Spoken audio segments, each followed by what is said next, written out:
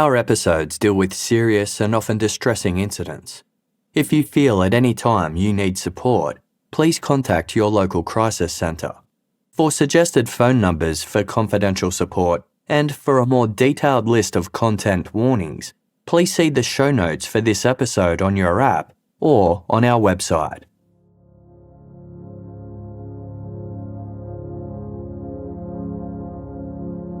"1982 was shaping up to be a good year for André Bamberski. The 44-year-old accountant lived in Peshbusk, a small village just outside Toulouse in the southwest of France. A bitter divorce 7 years prior had resulted in André losing custody of his two children, Kalinka and Nicholas, who had gone to live with their mother and her new husband in the German town of Lindau. This put a distance of over 1,000 kilometres between André and his children, which was an ongoing source of pain for the doting father as he continued to simultaneously grapple with the harsh reality that his wife had left him for another man. André missed his children terribly, and he was therefore relieved when it was decided that 14-year-old Kalinka and 11-year-old Nicholas would return to France to live with him at the end of the summer of 1982. Kalinka had always been a very intelligent girl, but she'd been struggling academically at the boarding school she attended in Germany, and she was missing her old life back in France. It was agreed that the children would spend the summer vacation with their mother and stepfather in Lindau before moving back to Peshbusk with André that September. This was welcome news for André, who had recently started a new relationship for the first time since his divorce. After a difficult few years, everything seemed to be falling into place for a fresh start. That all changed on the morning of Saturday, July 10, 1982, just 2 months before Kalinka and Nicholas were set to return to France. That day, the phone rang at André's house. It was his ex-wife, Dieter Krombach. She was beside herself. "Kalinka's dead," she sobbed.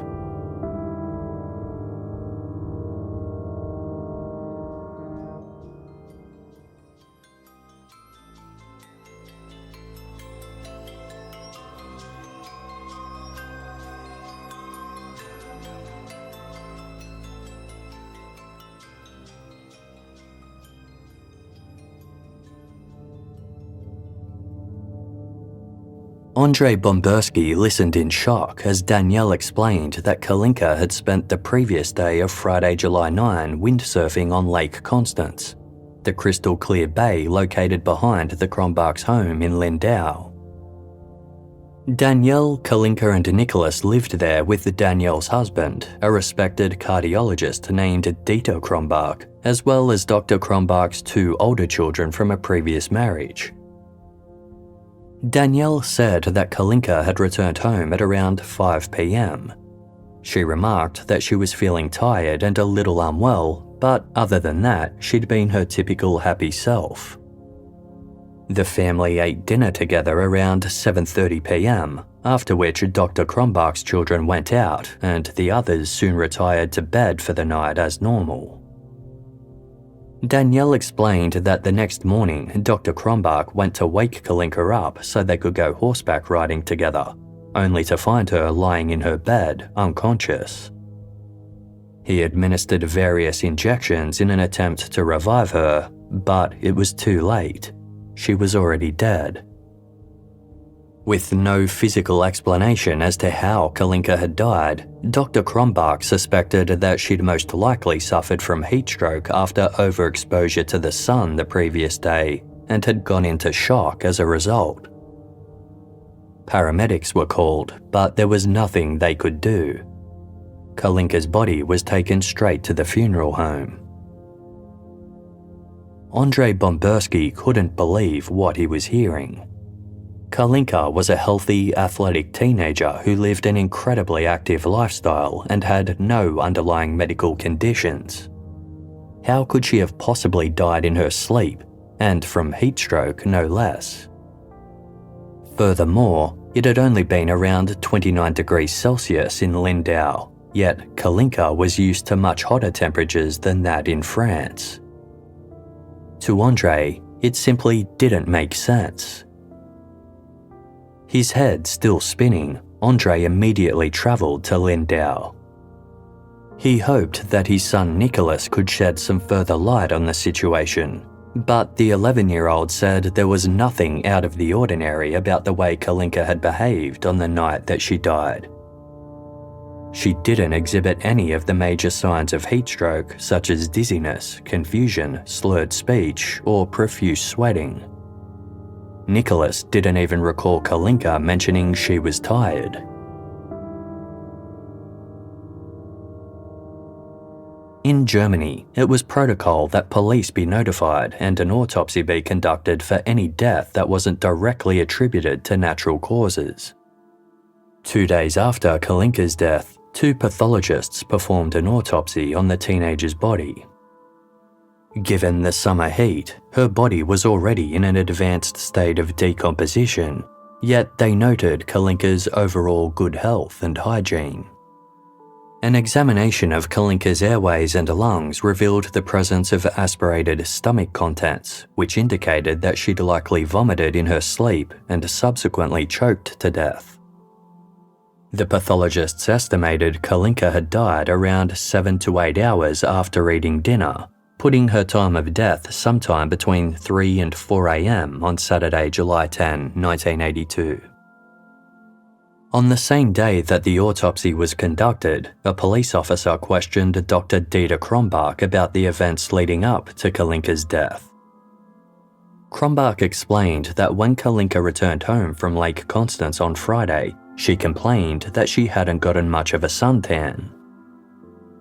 Just before the family sat down for dinner at around 7:30, Krombach said he gave her an injection of cobalt folacet, an iron supplement that he claimed would help her tan more easily. Dr. Krombach recalled that Kalinka went to bed early, but then got up to get a glass of water at approximately 10:30 p.m. Around midnight, he noticed that Kalinka's bedroom light was still on. He peered in and saw that she was reading in bed. Krombach asked her to turn the light off before going to bed himself. The next time he saw Kalinka was when he went into her room at around 9:30 a.m., only to discover that she was unconscious in her bed. In a desperate attempt to revive her, Dr. Krombach grabbed his doctor's kit and injected her with a narcotic as well as a neurotransmitter.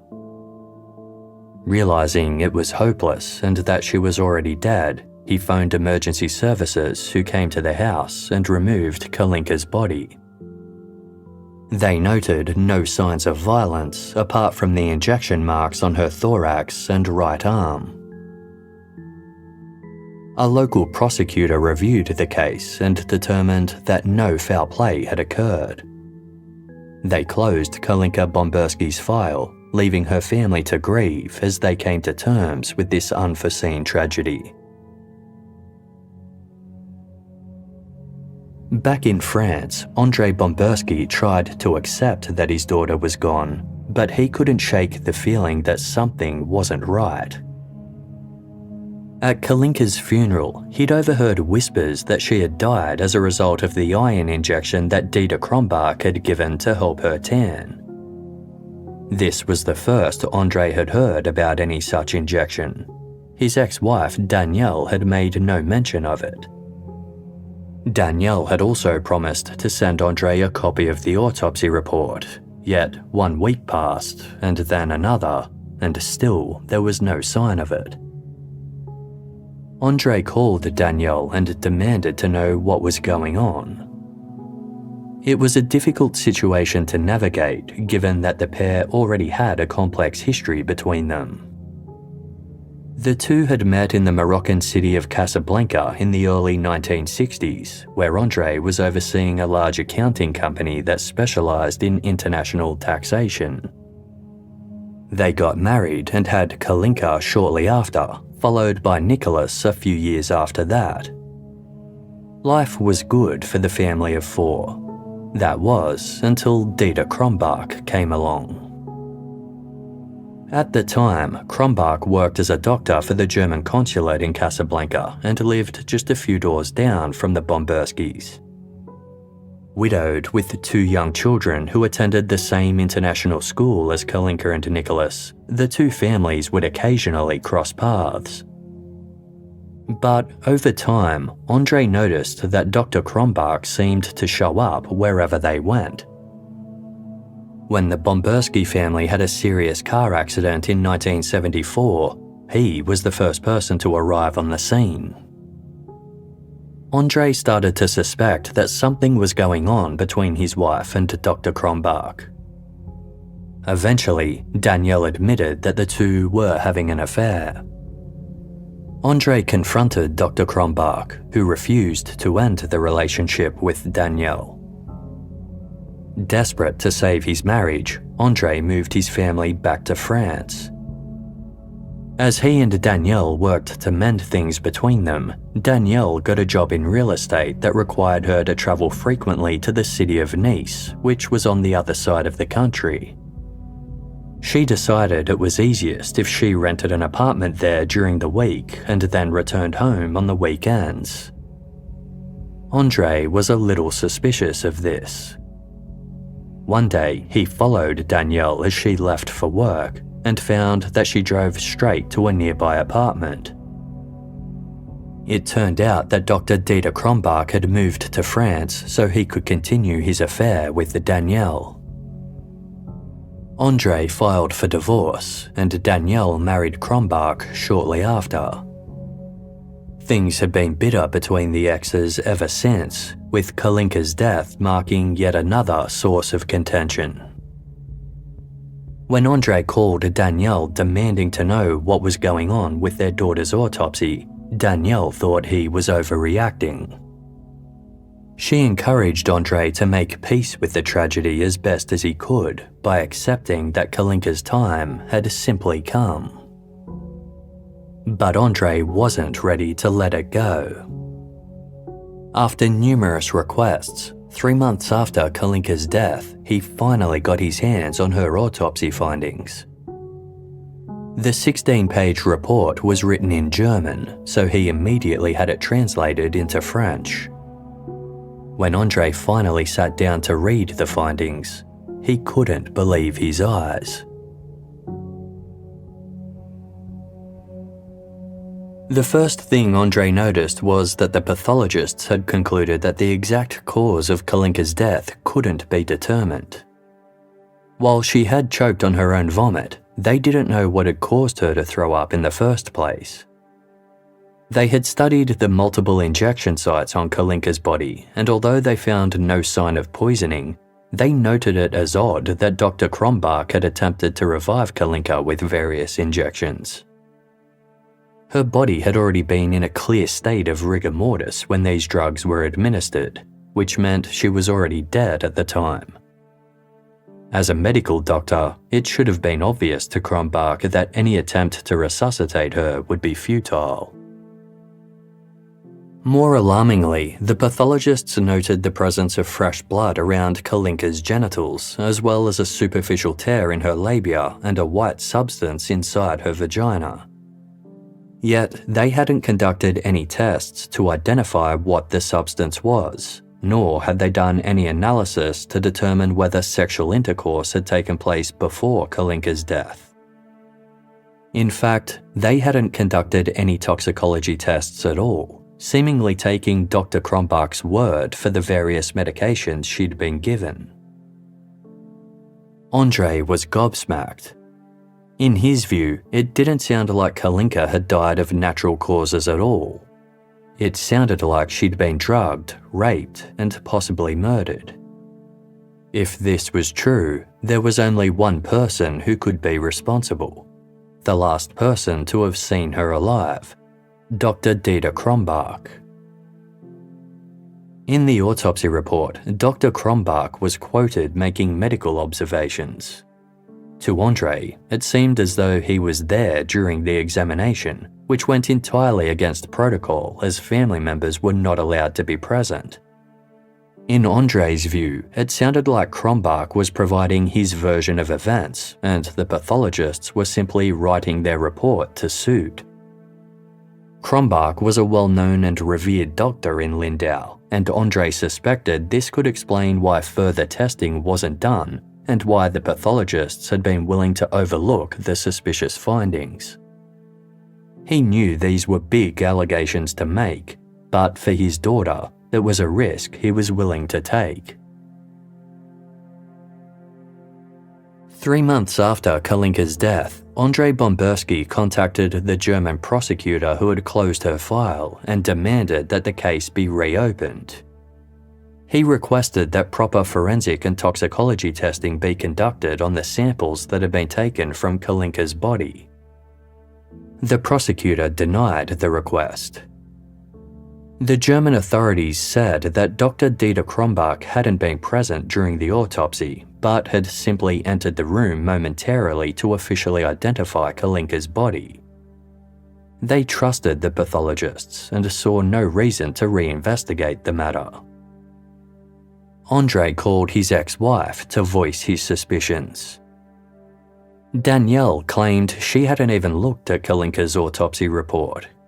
She said she trusted her husband implicitly and had no reason to doubt his medical explanation for her daughter's death. André accused Danielle of covering up for her husband, and in turn, she accused André of seeking revenge against Krombach for the affair. She also suspected anti-German sentiment had something to do with André's allegations. Although André was born in France, his father's family was originally from Poland, and André had been deported to both Poland and Germany by the Nazis during World War II.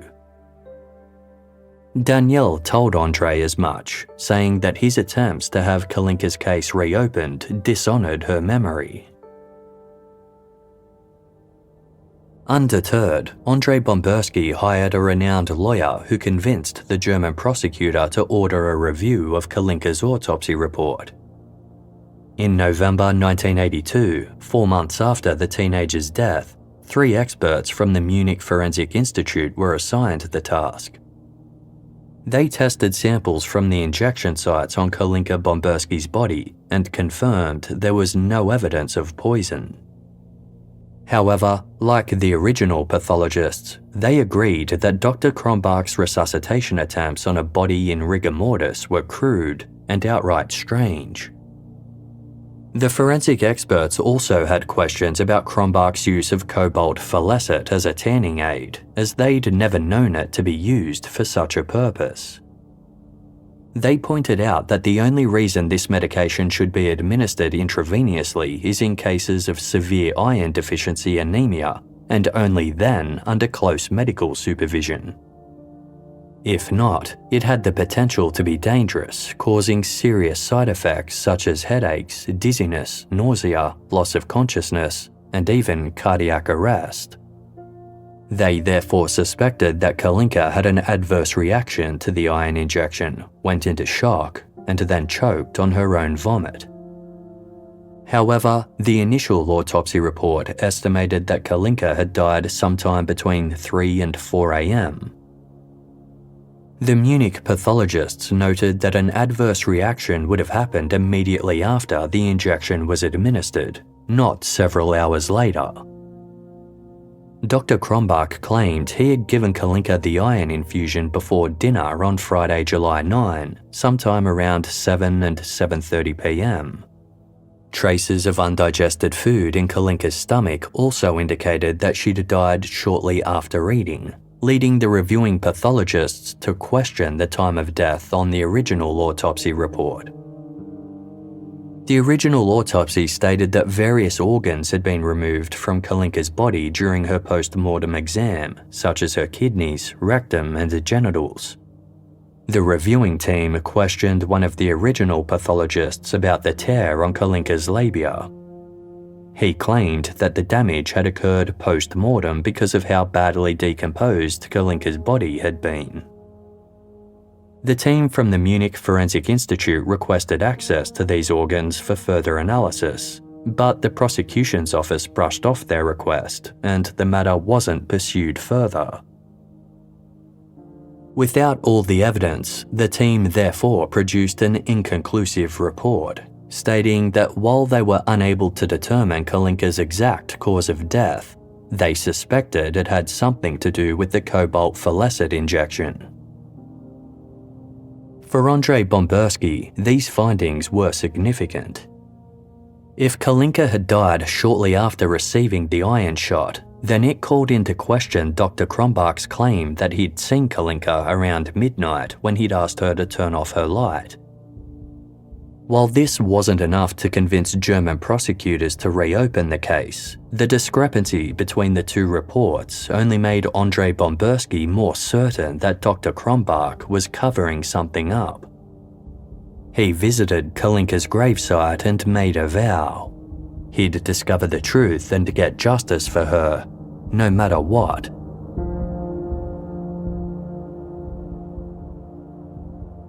As word spread about Dieter Krombach's potential involvement in Kalinka's death, André wasn't the only one whose suspicions were raised.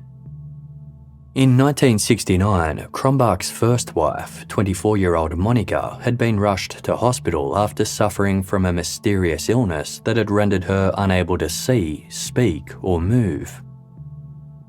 Krombach, who had recently graduated with honours from the University of Frankfurt, had apparently pushed aside Monika's attending physician and injected her with what he claimed to be snake venom. A few hours later, Monika suffered a cerebral hemorrhage and passed away.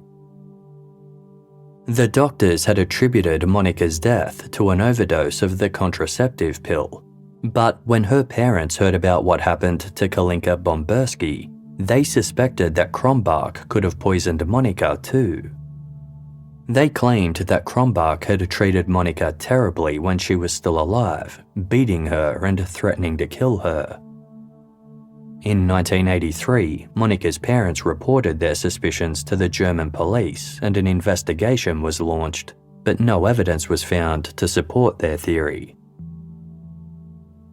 As the one-year anniversary of Kalinka's death approached, André's lawyer finally convinced the Lindau police commissioner to interview the other family members who were present at the Krombach home on the night Kalinka died.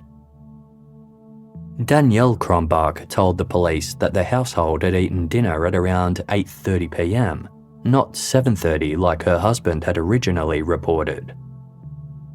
According to Danielle, it was actually after dinner that Dr. Krombach gave Kalinka the iron infusion, and it wasn't to help her suntan, but to treat her anemia. Danielle explained that both she and Kalinka received these iron injections regularly and had never had an adverse reaction before. On the contrary, Danielle found them to be restorative. While she hadn't been present when the injection was administered, Danielle said she remembered it because Kalinka had a band-aid on her arm and mentioned that she'd just had her iron shot. Danielle recalled that she and Dr. Krombach then took their dog out for a walk, after which Krombach did some work in his office while Danielle went to bed. She didn't recall what time her husband came to bed that night. He woke her up the next morning, his hands shaking and eyes bulging as he told Danielle something had happened to Kalinka. Danielle rushed to her daughter's bedroom, finding her lying in the fetal position, her face blue and her body cold to the touch. Dr. Krombach's daughter Diana claimed that over dinner Kalinka had complained of being sunburnt but seemed otherwise fine. Diana recalled having seen her father prepare the cobalt falecid injection for Kalinka afterwards, which she said was a standard procedure in their household. Diana went out with friends and returned home around midnight, at which point she didn't notice anything out of the ordinary. The next morning, she found her father trembling in Kalinka's room, shouting to Diana to fetch his medicine bag. Kalinka's younger brother Nicholas said his sister showed no signs of poor health on the night that she died. He didn't remember Kalinka having her iron infusion, nor did he recall seeing a band-aid on her arm. All Nicholas remembered was that he and Kalinka squabbled over something trivial while their parents were out walking the dog. The siblings went to bed, and the next thing Nicholas knew, he woke up to the sounds of ambulance sirens and his mother crying. When the police commissioner tried to question Dr. Dieter Krombach, he insisted he was too busy. The commissioner therefore agreed to give him a list of 5 questions that he could answer at his own leisure. Krombach eventually responded to the questions via post. In contrast to his original statement, he claimed to have given Kalinka the iron injection after dinner at around 8:30 p.m, and not for tanning purposes, but to treat anemia. He also added a new detail for the first time. He claimed that after his wife and children went to bed, he did some work before going into the kitchen. Kalinka was there complaining that she was unable to get to sleep, so he gave her a sleeping pill. When André Bamberski caught wind of these witness statements, he was convinced that Dr. Krombach had changed his version of events to fit with the results of the autopsy review. The detail about the sleeping pill was no doubt his attempt to cover for the fact that he'd intentionally drugged and raped Kalinka. Krombach's answers matched Danielle's to a T, and André was certain that the two had corroborated their responses. It was the first that André had ever heard of Kalinka being anemic, and no blood tests had been done to confirm such a diagnosis. André and his lawyer requested that Kalinka's case be officially reopened, but once again, their request was denied on the grounds that there was insufficient evidence to warrant a new investigation. André was at a loss. He felt like he'd exhausted all possible avenues and feared that Krombach was going to get away with what he'd done to Kalinka and go on living his life like nothing had ever happened. Refusing to let that happen, André had to think outside the box. On Friday, September 30, 1983, almost 15 months after Kalinka's death, André travelled to Lindau during Oktoberfest, an annual beer festival that attracted upwards of 30,000 people.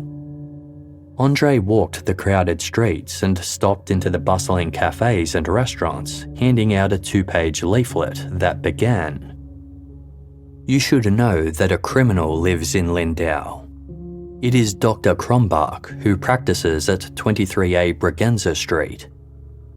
On the evening of Friday, July 9, 1982, he killed my splendid daughter Kalinka at his own home by injecting her with cobalt folacet." The flyer went on to detail all of André's allegations against Krombach and his perceived flaws in the investigation. He provided the Krombach's home address, listed the names of the police commissioner, prosecutor, and the pathologists involved, and claimed that a rapist was being protected by powerful locals. Someone told Dr. Krombach's daughter Diana about the leaflet, and she immediately called the police. 2 hours later, officers found André handing them out and placed him under arrest for disturbing public order, defaming Krombach, and injuring the reputation of the prosecutor. After sharing his side of the story, André was free to go, but Krombach sued him for defamation of character. Krombach's lawyer denied the allegations against him, arguing that so-called signs of sexual assault on Kalinka's body had occurred when the pathologists were redressing her fragile and badly decomposed body after their examination. Krombach won the lawsuit, with a German judge ordering that André Bamberski pay him 500,000 German marks in compensation, the equivalent of around 255,000 euros in today's money. André was also warned that if he did such a thing again, he'd face up to 6 months in jail. André was completely undeterred. Not only did he refuse to pay the money, he also got a copy of the Lindau phone book and started mailing the leaflet to as many people as he could, including 250 Bavarian officials. The reaction was lackluster, with less than a dozen of those officials agreeing that the case warranted further attention. However, it was enough to get the Bavarian Minister of Justice involved, and finally, a new investigation was ordered. A fresh team of German forensic experts reviewed Kalinka's autopsy report and agreed that her death had likely been caused as a result of the iron injection Dieter Krombach had given her. They determined that Krombach's crude resuscitation attempts had happened about 10 hours after Kalinka had died, indicating that he had either tried to cover up his medical error or foul play. However, the investigation hit a standstill after German officials told André they wouldn't be able to re-examine or forensically test Kalinka's genitals for evidence of sexual assault, as these and the other organs had been returned to France with her body. Given that Kalinka was a French citizen, André discovered that he was also able to lodge a criminal complaint against Dieter Krombach with the French courts. If magistrates uncovered enough evidence to press murder charges, Krombach could also be tried under French law. A French investigation was simultaneously launched, but German officials refused the French magistrate from investigating on German territory. This prevented them from interviewing Krombach or the witnesses who were home on the night Kalinka died. Krombach and Danielle had since separated, yet they remained on good terms, and Danielle was disgusted by André's ongoing accusations. André's lawyer attempted to summon Krombach to France, but he declined in a letter which read, "The files of the German authorities are certainly at your disposal. I see no reason for me to go to Paris for an interview. Such a journey would be a considerable burden for me in every respect." Things progressed at a snail's pace, and it took 3.5 years after Kalinka's death before Germany agreed that the French investigators could exhume Kalinka's body for additional examination. In December 1985, André gathered at Peshbusk Cemetery with a team of French police officers and forensic experts as Kalinka's coffin was pulled from its gravesite. It turned out that the teenager's body had been incredibly well preserved. But to the dismay of those gathered, the organs that had been removed during Kalinka's autopsy, including her genitals, weren't in the coffin as German officials had claimed. The German forensic lab who had handled Kalinka's remains could provide no trace of them. It appeared they were gone forever.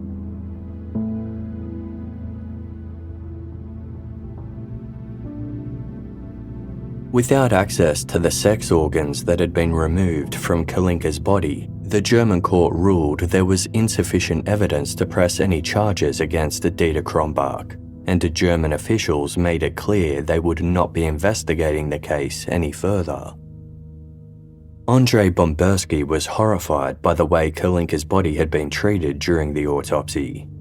He later remarked, "Kalinka got carved up like a pig in a slaughterhouse, but nobody wanted to know how and why she died."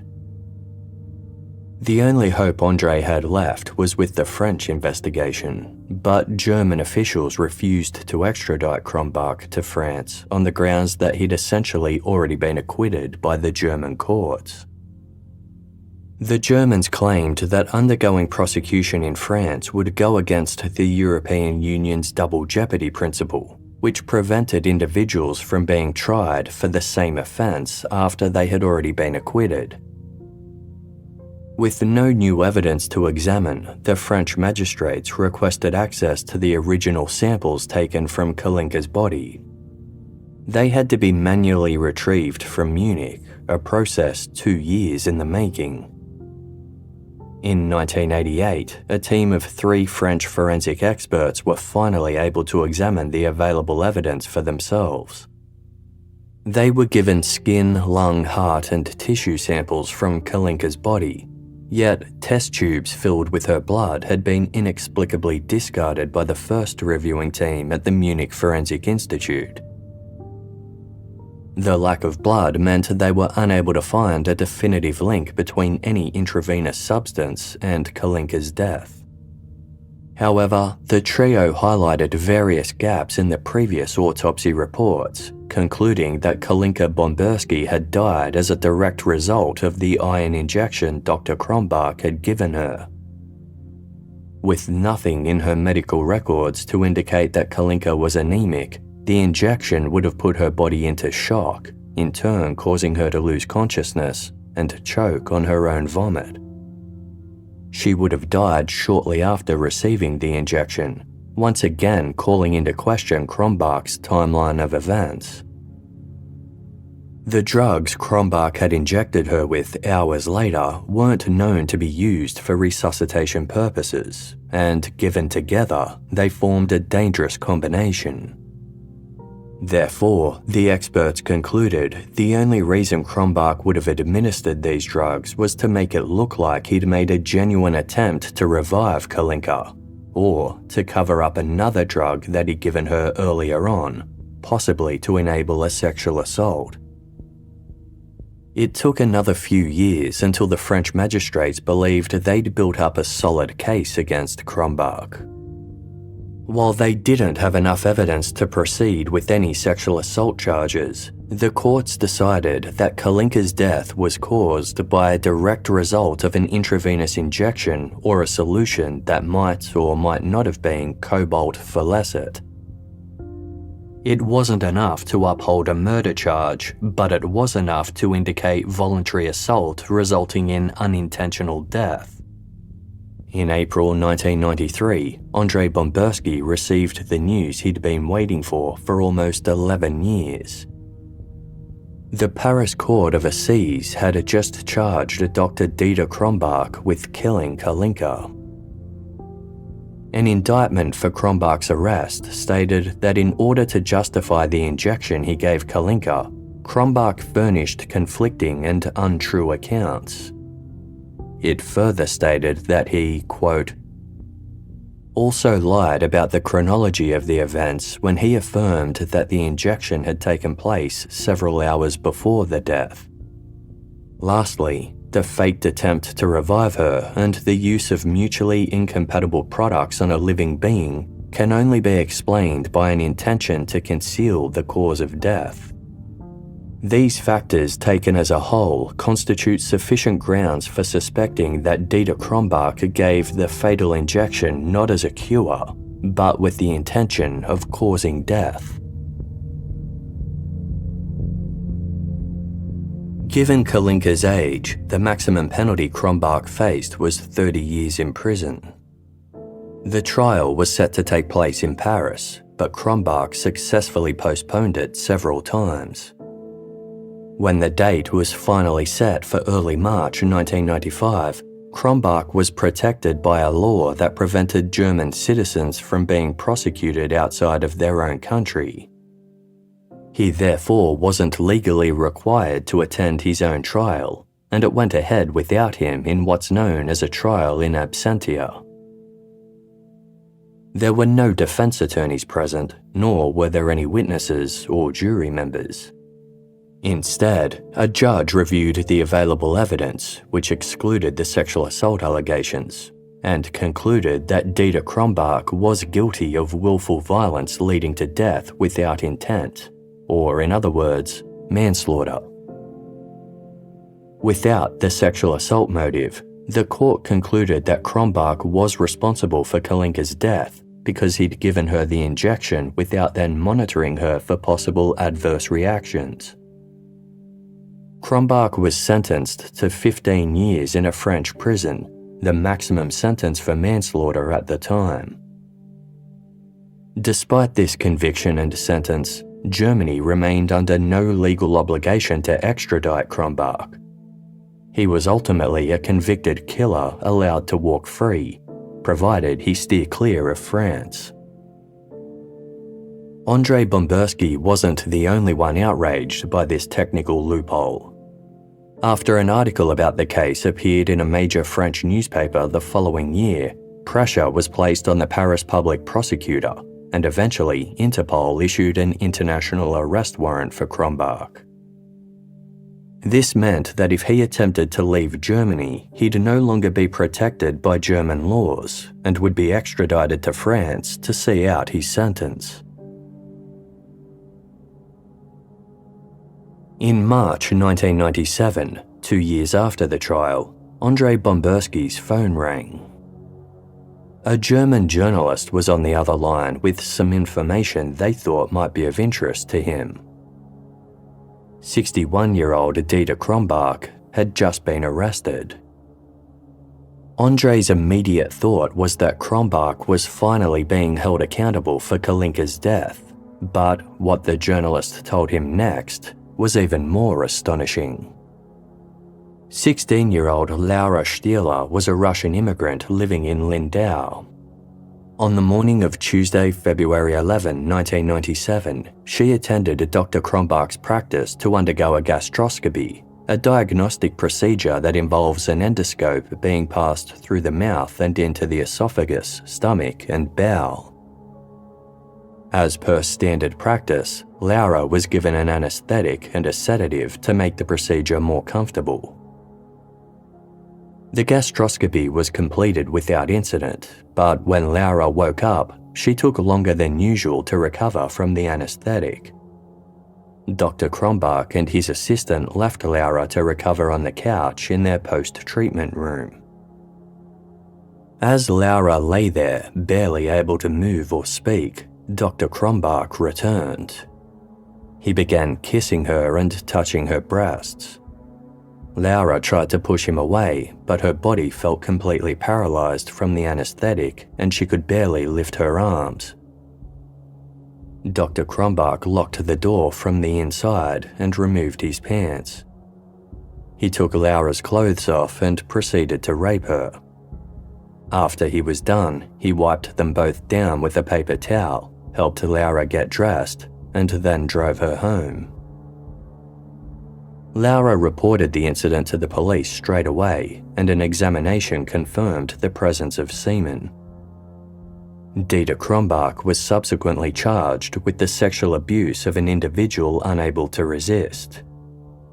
He denied the allegation and was jailed pending trial, but he changed his plea after learning that the semen had tested positive for his DNA. André Bamberski travelled to Germany to be present for Krombach's sentencing hearing. His presence clearly rattled Krombach, who began yelling that the Frenchman was there to kill him. Once order was restored in the court, Krombach claimed that he'd been under the impression that Laura had consented to sex, even if she hadn't explicitly said so.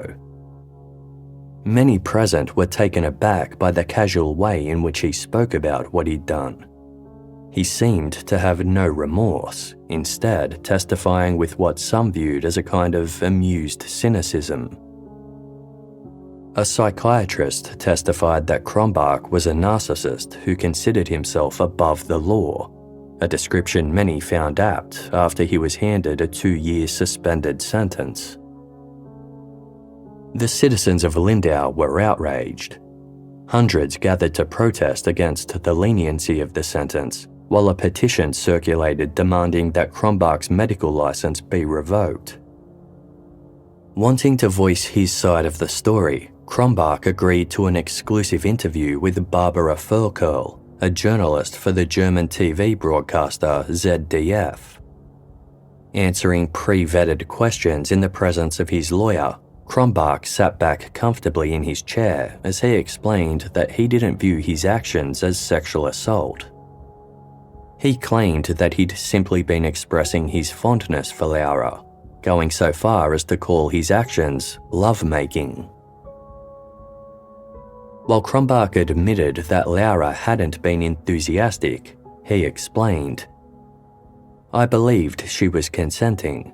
She didn't say yes, but she didn't say no either. When I kissed her, she kissed back." Krombach recalled there was a moment during the assault that he told Laura, "I love you," in Russian. He chuckled as he remembered this, prompting Barbara Furkel to exclaim, "But you drugged her." Krombach sighed, remarking, "Like they said in ancient Rome, those who remain silent seem to agree." A woman named Svenja Mauer-Gunther was watching the interview and couldn't believe what she was seeing. Not only was she sickened by the way that Krombach seemed to mock his victim, Svenja remembered Dr. Krombach well. As a teenager living in Lindau in the early 1980s, she had visited his medical office regularly as her mother had been sick at the time. Svenja and her sister Jana were also diagnosed as anemic and required regular iron infusions. 1985 had been a hard time for the Mauer sisters. Their parents had been going through a brutal divorce, and their mother struggled with health problems. Dr. Krombach became a much-needed source of support, providing positive distractions for Svenja and Jana by taking them horse riding and out to fancy dinners. Then, when the girls were around 14 and 16, Dr. Krombach invited them to join him on a long weekend to the south of France, without their mother. Svenja and Jana were thrilled. After the turmoil they'd been witnessing at home, a few days away with the charming and sophisticated doctor seemed like a dream. They'd come to view Krombach as a type of substitute father figure and were excited to travel to a beautiful location. The trip started off well, until it came time to check into their motel. The trio arrived late at night, only to find they would all be sharing a room which contained only one double bed with a single fold-up bed alongside it. Dr. Krombach told the sisters he was too big to take the fold-up bed. He said he would sleep in the double bed and the girls could choose which one of them would join him. Jana begged Svenja to take the double bed. She had only packed a small nightgown and she was too self-conscious to sleep alongside the 50-year-old man. Svenja agreed, and as they climbed into bed, Dr. Krombach told the sisters that they were due for their iron infusions. Given that he had his doctor's kit with him, he figured this was as good a time as any. He retrieved his doctor's bag and proceeded to give them both their injections. Svenja dozed off almost immediately. She woke up sometime later, only to find Dr. Krombach sexually assaulting her. Terrified, she didn't dare move or speak.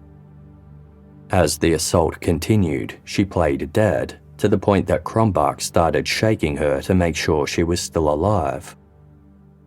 Svenja found the only way she could get through it was to disassociate entirely, telling herself, "This isn't happening." The next day, Svenja felt as though the whole thing had been a horrible nightmare. She knew how highly respected Dr. Krombach was in Lindau and felt that nobody would believe her if she spoke up about what happened. She told her sister Jana, who had nodded off as soon as Krombach injected her and slept through everything.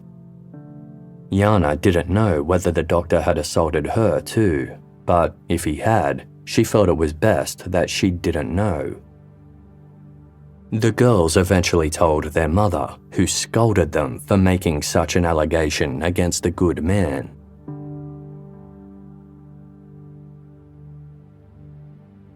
Following the interview about Laura Stieler with Barbara Furkel, the public backlash against Dieter Krombach was immense. By the end of 1997, his medical license was revoked and he had to sell his practice. In addition to the Mauer sisters, at least 2 other patients came forward claiming they too had been sexually assaulted by the doctor in the past. None of the alleged survivors were able to press charges due to the lack of evidence, but the public condemnation reignited discussion about Kalinka Bamberski's death, and the case started getting media attention outside of Germany. André Bamberski quit his job so that he could devote all of his time to pursuing Dieter Krombach. Knowing that he frequently travelled to Austria and Switzerland, André visited police and custom posts throughout both countries, handing out dossiers containing photos of Krombach, newspaper articles detailing the allegations against him, and judicial warrants for his arrest.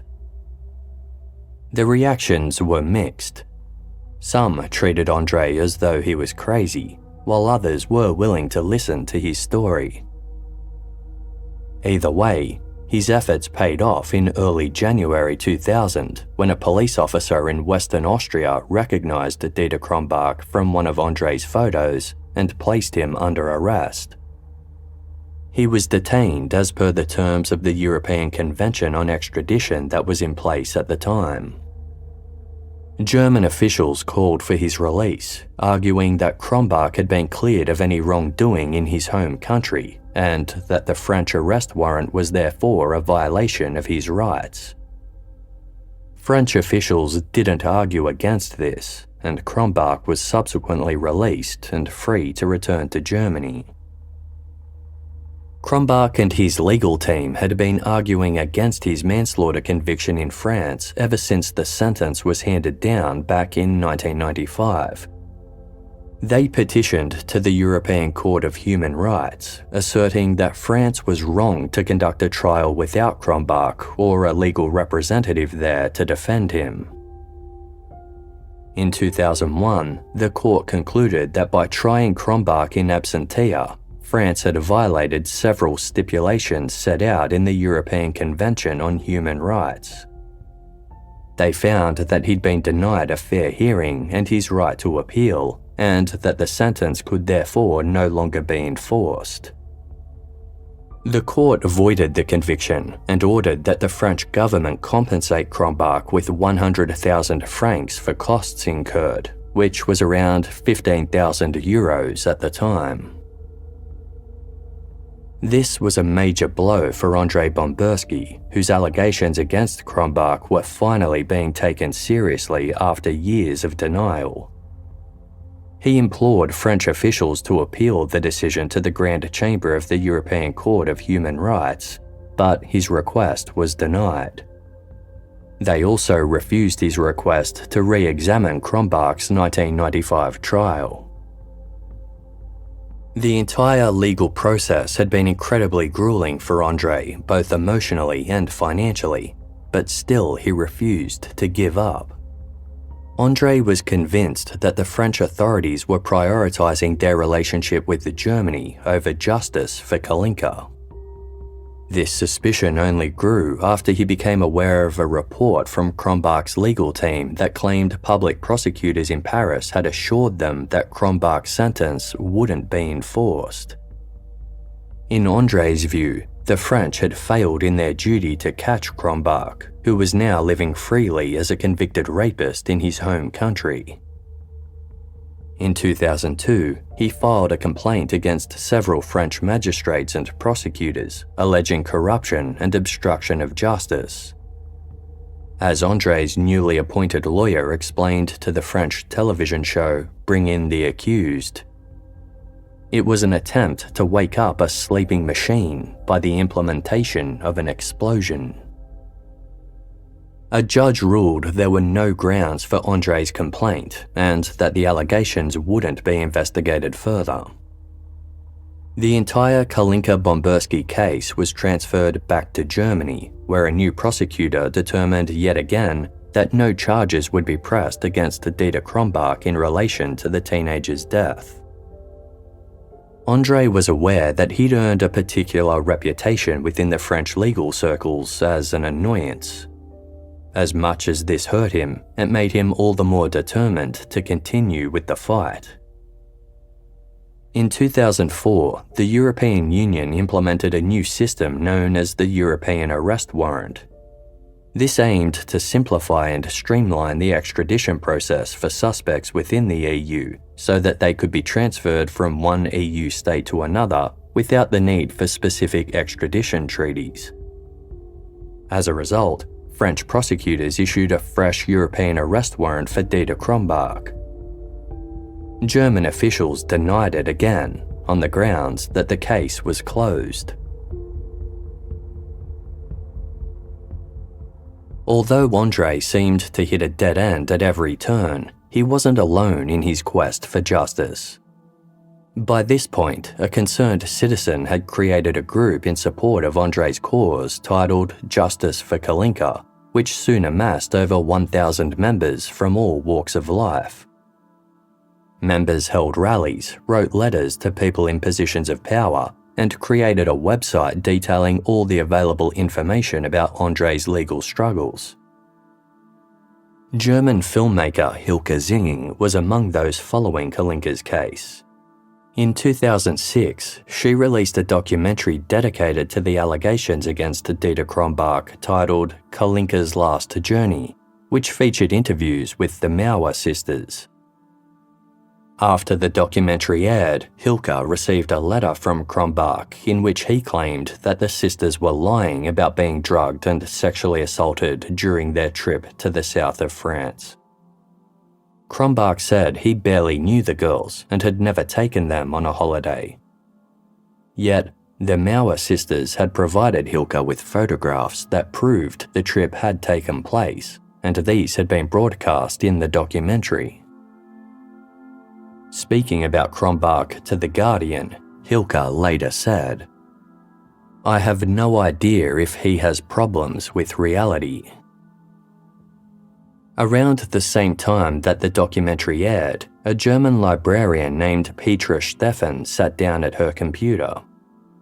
Petra lived approximately 400 kilometers from Lindau in the German town of Rodenthal.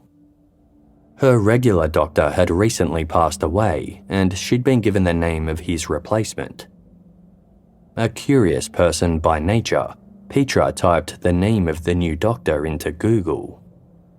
One of the first things that popped up was the Justice for Kalinka website, followed by Hilke Zinging's documentary.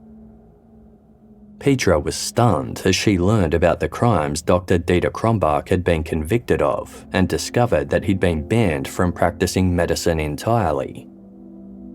She booked an appointment to see if the new doctor in town was indeed the same Dr. Krombach she was reading about. After confirming that it was, Petra wasted no time in reporting him. Further investigation revealed that Dieter Krombach had been working as a locum doctor all over Germany ever since his medical license was revoked after his rape conviction back in 1997. He'd gotten away with it by producing a photocopy of his old medical license, claiming that the original had been stolen. Krombach was charged with 28 cases of fraud and 19 cases of illegally practicing medicine. He was placed under arrest just as the authorities suspected he was about to flee overseas. According to the Netflix documentary My Daughter's Killer, police found him with a suitcase containing clothing, cash, and a penis pump used to treat erectile dysfunction. He was subject to a psychiatric assessment, with 2 psychiatrists concluding that he was a chronic liar, sexual predator, and a narcissist who believed he was outside the law. Krombach was subsequently convicted and sentenced to 2 years and 4 months in a German prison. He served 18 months before being released early for good behaviour in June 2008.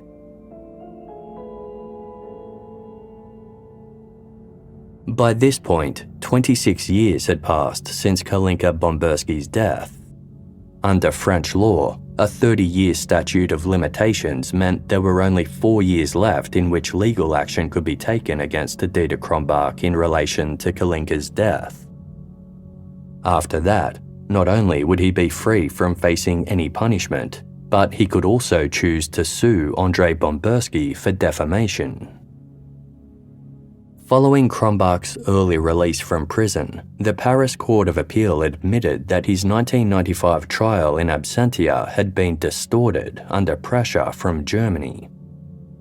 The French warrant for his arrest was still in place, but other than that, in the eyes of the law, André Bamberski had exhausted all possible options when it came to getting justice for his daughter. It was important to André that Krombach knew he hadn't been forgotten. André travelled to Germany and tracked Krombach down to Scheidegg, a small market town 20 kilometres inland from Lindau near the Austrian border. He visited every once in a while to keep an eye on Krombach and to make his presence known. Then in September 2009, André noticed a for sale sign out the front of Krombach's apartment. He spoke to some neighbours who told him that Krombach had accepted a job in West Africa. With the clock ticking and Krombach on the move again, André knew it was now or never. "I had enough in my head," he later told The Guardian. "I knew that the French government would do nothing. I knew that the German government would do nothing. I decided that I had to do something."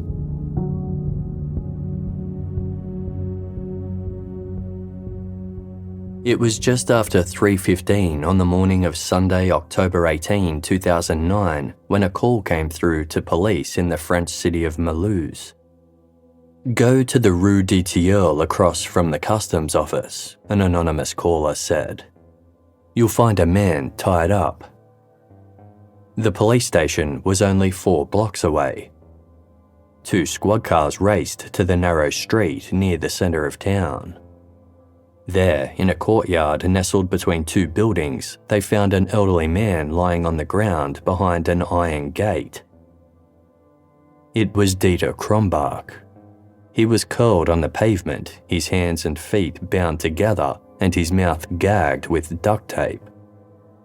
His face was barely recognisable, battered, bruised and covered in blood. One of the police officers removed the tape from his mouth.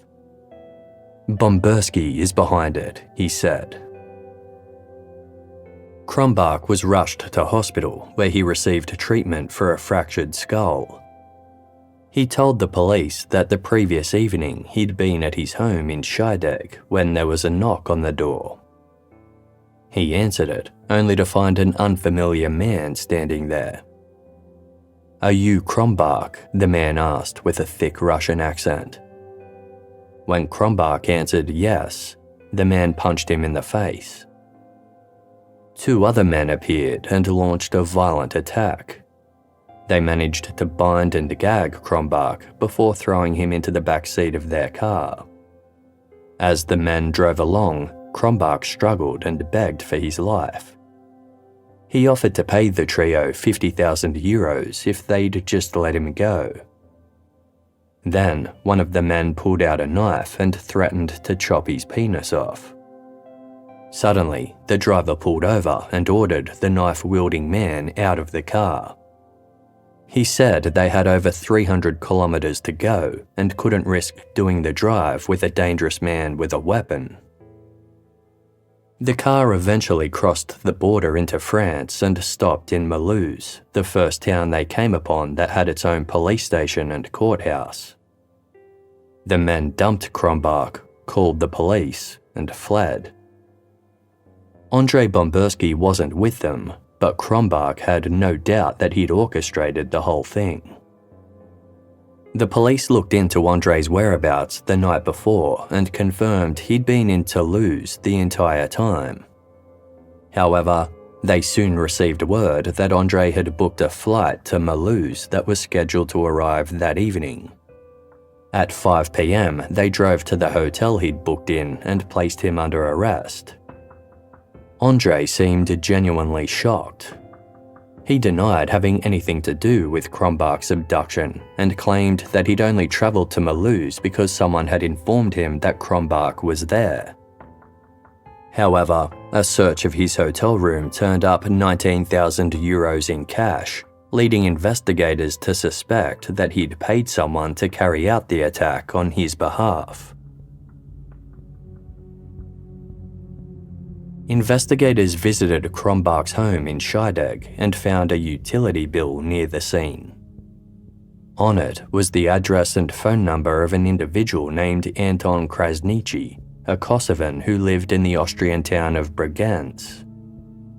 André Bamberski had recently spent time in Bregenz, which was right near the German border, just 20 kilometers from Dieter Krombach's home. Police looked into Anton Krasniqi and discovered that his brother-in-law had worked as a German translator for André as he spread the word around Bregenz about Krombach's crimes. He wanted the townsfolk there to be aware of Krombach in case he crossed the border, at which point his international arrest warrant could be enforced. He'd been putting up posters in cafes, bars and restaurants appealing for assistance. At the police station in Mulhouse, André Bamberski admitted to knowing Anton Krasniqi, but he continued to deny having anything to do with the kidnapping plot. He said that Krasniqi had shown up at his hotel in Bregenz and offered to help transport Dieter Krombach to France. Krasniqi said he wasn't interested in money, but just wanted to do what he believed to be the right thing. As a father himself, he felt compelled to help. Krasniqi explained that there were 2 Russian mobsters who would help him do the job for €2,000 apiece. He didn't provide any more details, simply telling André, "The less you know, the better." André told the police that he insisted on paying for any expenses involved, but asked no further questions. He claimed he didn't know when or how it was going to go down, and that he only learned about it when Krasniqi called him from Mulhouse to let him know that it was over. Anton Krasniqi confirmed André's version of events. Having served prison time before, he said he didn't care about the consequences. Appearing on My Daughter's Killer, Krasniqi said he was moved by the battle fought by André Bamberski. "This is a father who never gave up," Krasniqi remarked. "He knew where his daughter's killer was living, and I had a plan to help him. Hands-on. As a father, I was fascinated by the strength of this man. He's a really great dad. It moves you, and you think if that happened to you, what would you do as a father? What are you capable of doing for your child?" For their role in the violent kidnapping, Anton Krasniqi and one of his accomplices, Katja Bablavani, were also arrested.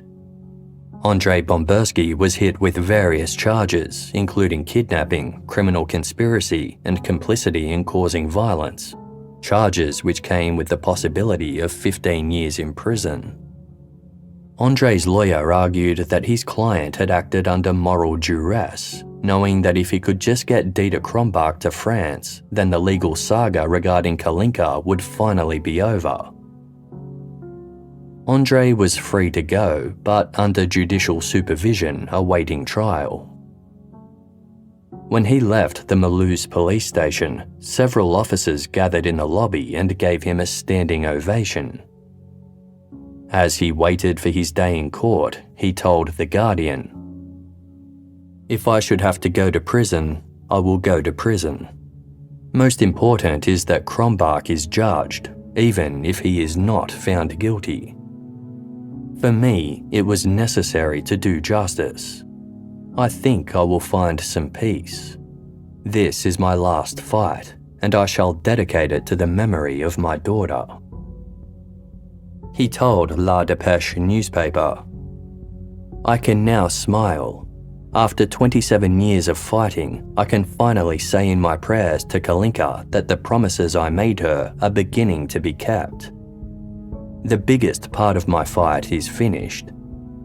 But I will not be completely at peace until Krombach is in front of the court to answer for the death of my daughter."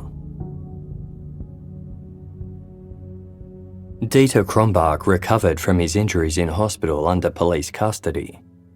Regardless of how he'd ended up in France, the arrest warrant for Kalinka's manslaughter was still valid, and it was announced that Krombach would face a retrial in Paris, this time with both himself and his legal counsel required to be present. Krombach's defense team tried to have him repatriated to Germany or to have his trial heard by the European Court of Human Rights, but their requests were denied. They argued that the case should be thrown out entirely, as the rules of the European Union declared that an individual could not be tried twice for the same crime. Krombach's lawyer told reporters the whole situation was a farce, remarking, "How can he be cleared in one EU country and then tried in another? And how can he face trial after being illegally kidnapped?" With France refusing to release Dieter Krombach, the German Department of Justice issued an international arrest warrant for André Bamberski. The French authorities refused to extradite him, which came as little surprise to those who had been following the case since the beginning. Many were sympathetic to André's plight and felt he didn't deserve to be punished, while others spoke out against vigilante justice and the extreme violence used during the kidnapping.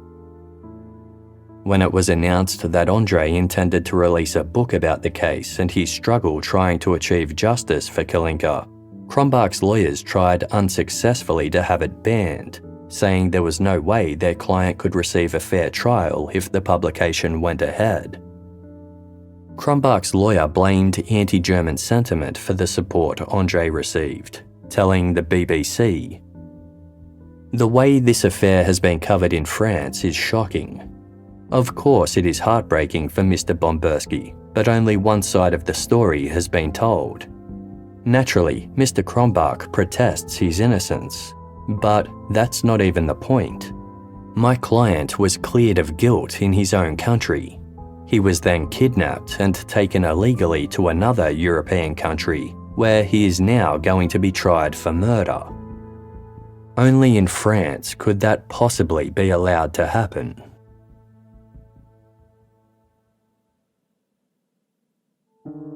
Although the lack of physical evidence still meant Dieter Krombach couldn't be charged for raping Kalinka, a pre-trial review of the evidence led a team of medical professors to determine that the injury to Kalinka's labia could only have happened while she was still alive. They could find no other explanation for the white substance found in her vagina other than semen.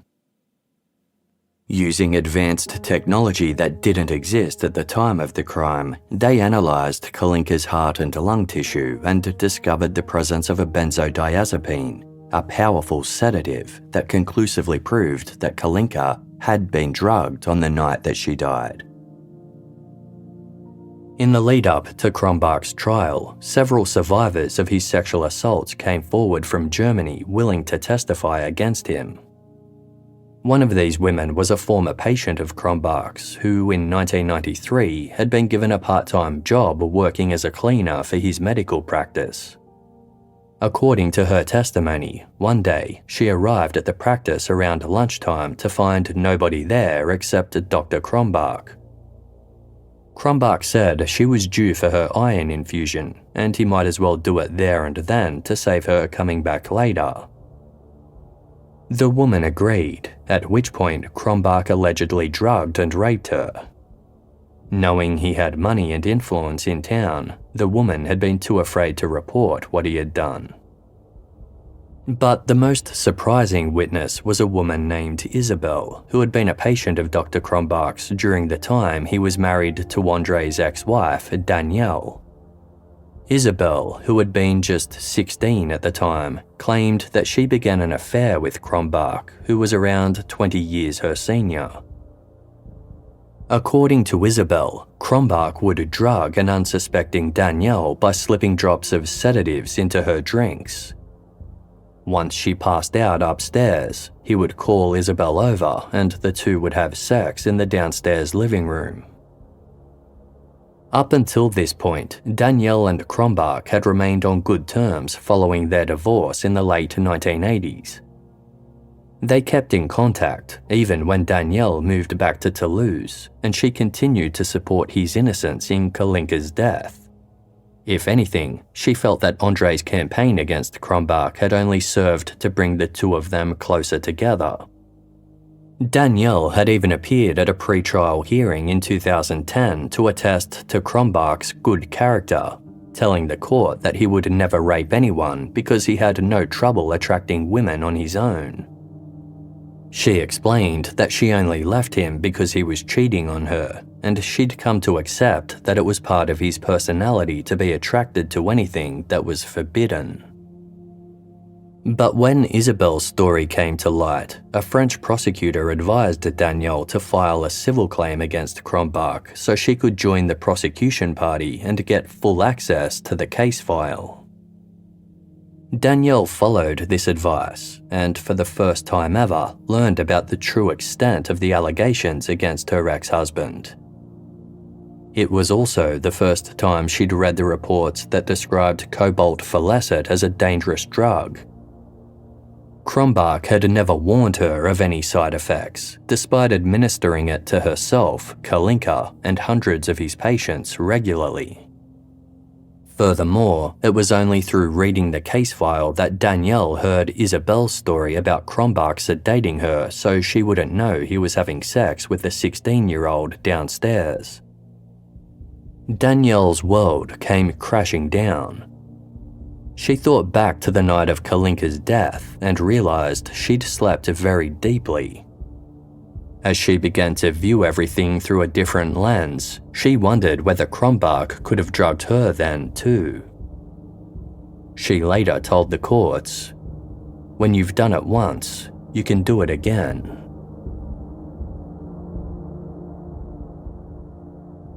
Dieter Krombach's trial was delayed multiple times as his legal team exhausted all possible avenues attempting to have the case thrown out. It was finally set to go ahead in late March 2011, almost a year and a half after the kidnapping and just shy of 29 years since Kalinka Bamberski's death. 75-year-old Krombach tried one last time to have the case thrown out, telling the court, "I did not kill Kalinka. I want to stress that I am not guilty, that I did not kill Kalinka, and that I did not rape Kalinka." The trial commenced, but 5 days in, Krombach's lawyers announced that he'd suffered a heart attack and ordered that the trial be called off indefinitely. They accused the French legal system of contributing to the stress of the ailing man, who they said was still suffering from the injuries sustained during the kidnapping. The trial was put on hold, but resumed again 5 months later in October 2011. Danielle listened in disgust as various witnesses testified to the sexual abuse they'd suffered at Krombach's hand. She couldn't believe this was the same man she'd lived with and defended for so many years. Now convinced he was lying about what happened to Kalinka on the night she died, Danielle told one journalist, "I would have appreciated it if Dieter Krombach had told me it was an accident. I panicked and I lied. I would have understood. I may have forgiven him. But now I can't forgive him." A parting gift Krombach had given her after their separation took on a whole new meaning. Figurines of the 3 wise monkeys symbolizing the proverb, "See no evil, hear no evil, speak no evil." The trial ran for 3 weeks before the verdict was delivered. Just like the Paris courts 16 years earlier, Dieter Krombach was found guilty of willfully causing violence towards Kalinka that resulted in her unintentional death. Again, he was sentenced to 15 years in a French prison, a sentence that could now be enforced. André Bamberski's 30-year crusade had finally come to an end. Outside court, he told reporters, "Of course, my first thought is for Kalinka. I have achieved what I promised, a complete and fair trial. Justice has been done in her memory, and I will be able to mourn for her." He visited the cemetery shortly after and placed a bunch of flowers on Kalinka's grave, saying out loud, "I promised that I would give you justice. Now you can rest in peace." But the saga still wasn't over for André. 7 months later, in May 2014, he faced his own trial in the Mulhouse Magistrates Court for the role he played in Krombach's kidnapping. Bamberski's lawyer argued that his client shouldn't be convicted for essentially enforcing a decision that had already been handed down by the French court, stating, "He acted that way to fulfill his duties as a father. He also acted so that justice could fulfill its duty." André Bamberski was found guilty of criminal conspiracy and complicity in aggravated assault, but cleared of orchestrating the abduction. He was given a 1-year suspended sentence, while the men who carried out the attack, Anton Krasniqi and Katja Bablavani, were both sentenced to 1 year behind bars. Meanwhile, Dieter Krombach spent the next few years appealing his sentence on medical grounds. He asked to be transferred to a nursing home, claiming he was suffering from life-threatening cardiovascular disease. His appeals were rejected until February 2020, when the courts agreed to suspend his sentence due to the state of his health. After serving just 6 of his 15-year sentence, 84-year-old Krombach was returned to Germany, a decision that infuriated André Bamberski. But 6 months later, in September 2020, Dieter Krombach passed away at the age of 85. According to an article written by Joshua Hammer for the Atavist magazine, German officials have long denied that anything was done to protect Dieter Krombach. In Hammer's opinion, quote, "What seems more likely is that sloppy forensic work, bureaucratic inertia, and, at some level, a desire to close ranks against foreign interference in a domestic matter had caused the Germans to resist pursuing the case." André has spoken openly about the mixed feelings he has about his campaign for getting justice for Kalinka. He told a French radio station that many people, his father in particular, always told him to drop the case and live a normal life.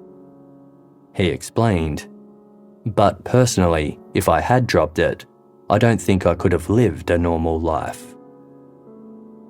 Opinions remain divided about the lengths André went to secure Krombach's conviction. Some view him as a hero, while others argue that violence should never be condoned and it wasn't André's place to take the law into his own hands. His lawyer told the documentary My Daughter's Killer, "Mr. Bamberski is a moral force. He isn't a vigilante. He isn't the master avenger, but a warrior monk." André isn't fazed by public opinion. To him, all that matters is that he fulfilled his promise to his daughter. In 2022, the producers of My Daughter's Killer asked André what he would say to a father who found themselves in a similar situation.